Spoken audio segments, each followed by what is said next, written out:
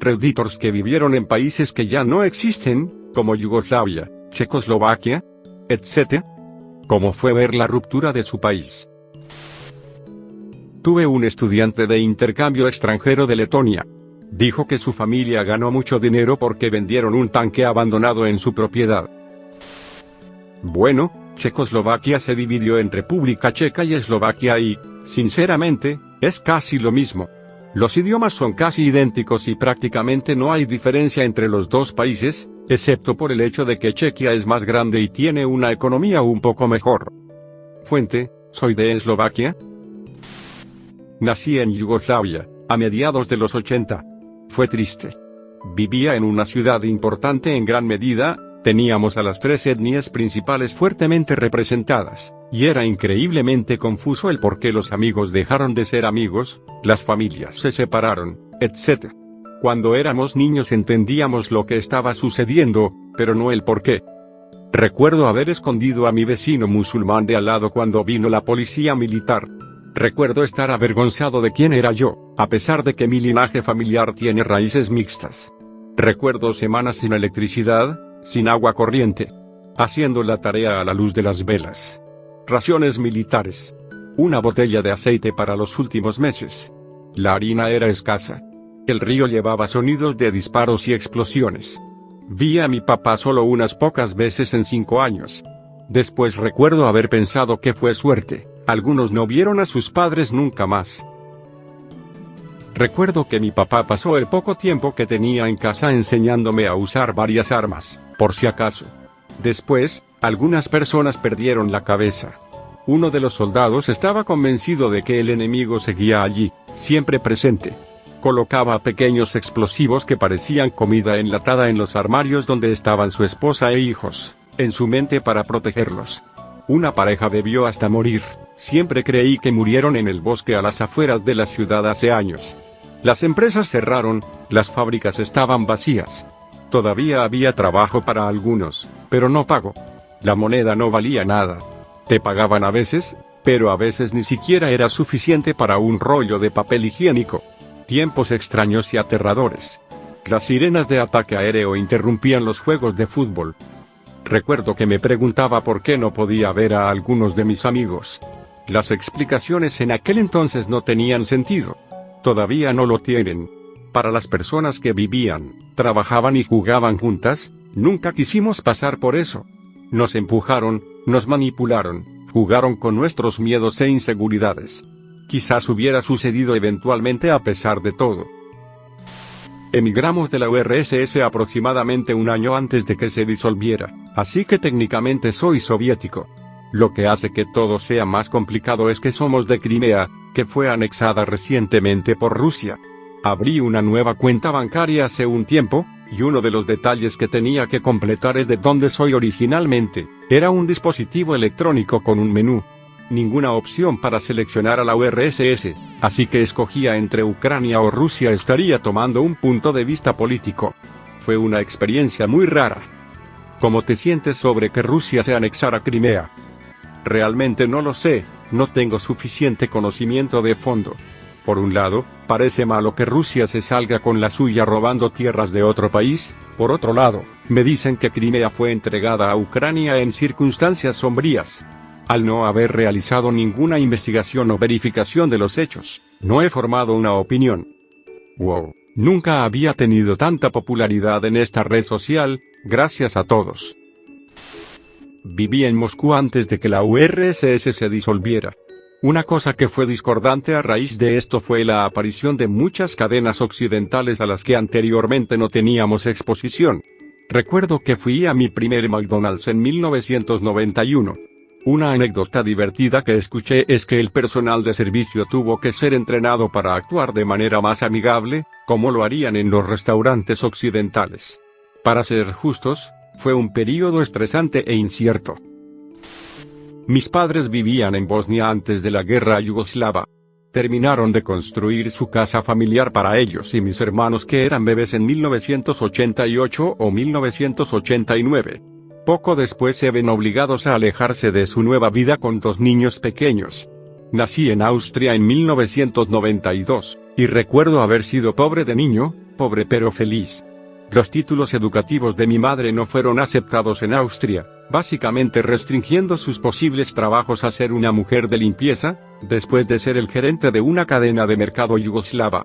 Recuerdo la primera vez que visitamos la vieja casa después de la guerra en 1998, creo. Recuerdo haber visto la casa llena de agujeros de bala, una esquina de la casa volada por granadas de tanques.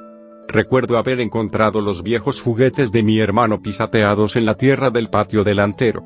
Recuerdo que mi madre encontró un viejo vestido suyo en su antigua habitación. La recuerdo sentada, frente a la entrada principal, llorando en silencio.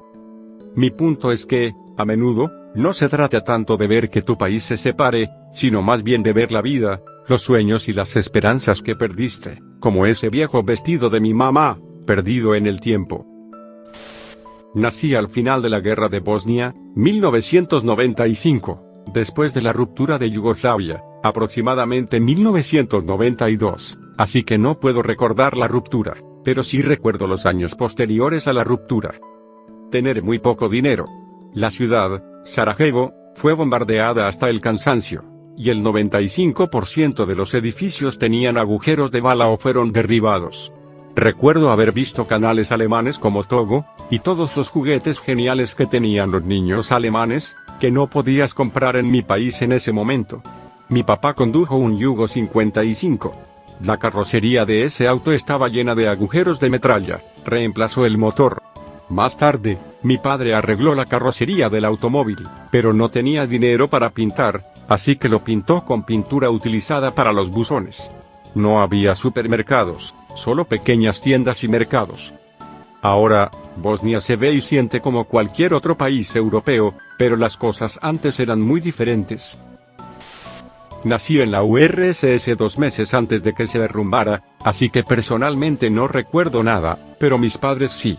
Todo era básicamente un caos. La mayoría de las empresas que fueron financiadas anteriormente por el gobierno no tenían posibilidades de competir con las empresas occidentales, por lo que muchas de ellas se declararon en bancarrota y eso significa que muchas personas, incluido mi padre, perdieron sus empleos. Y mucho desempleo llevó a muchos delitos. Los años 90 fueron una época loca llena de disturbios, crímenes y violencia en muchos antiguos países soviéticos. Conocí a un chico de Rusia una vez. Él vivió antes del colapso. Dijo que básicamente podías entrar a cualquier tienda y llevarte lo que quisieras, pero tal vez no quedara mucho. Y de todos modos todas eran opciones bastante malas. Bien, mi historia es como una ruptura que no sucedió, pero unos 55 años después todavía es amarga. Maldivas, pequeñas islas en el Océano Índico que nadie conocía. Estamos formados por muchos atolones. Un atolón es un grupo de islas, en nuestro caso son alrededor de 200 islas pequeñas en promedio en un atolón. Todos los atolones están dispersos. Curiosamente el atolón proviene de la palabra Maldiva, atolú. De todos modos después de que los británicos se fueron, había tensión. El sur estaba prosperando económicamente pero no querían pagar impuestos al gobierno. Los británicos armaron a los sureños, pero el sur no quería tomar las armas contra sus hermanos. Así nació la República de Subadiva. El gobierno se enteró y hubo mucha tensión, pero no hubo guerra civil. Las personas fueron desplazadas, la isla principal que era la capital económica fue saqueada. De ahí es de donde viene mi abuela. Hace poco fui a trabajar y les dije que soy el nieto de ella. Entonces la gente me dio la bienvenida como propia. Es como si todos tuvieran mucho que decir contra la gente de la capital. Todavía hay hostilidad en sus mentes, pero los tiempos han cambiado. La mayoría de la gente vive en Malé, capital, sin embargo, algunos todavía quieren la independencia. Extraño Pangea. Samebro, buenos recuerdos. ¿Cuántos años tienen? No me creerías si te lo dijera. Nací en la zona del Canal y crecí allí. Vine a los Estados Unidos para ir a la universidad. La zona del Canal era un territorio de los Estados Unidos que se le dio a Panamá.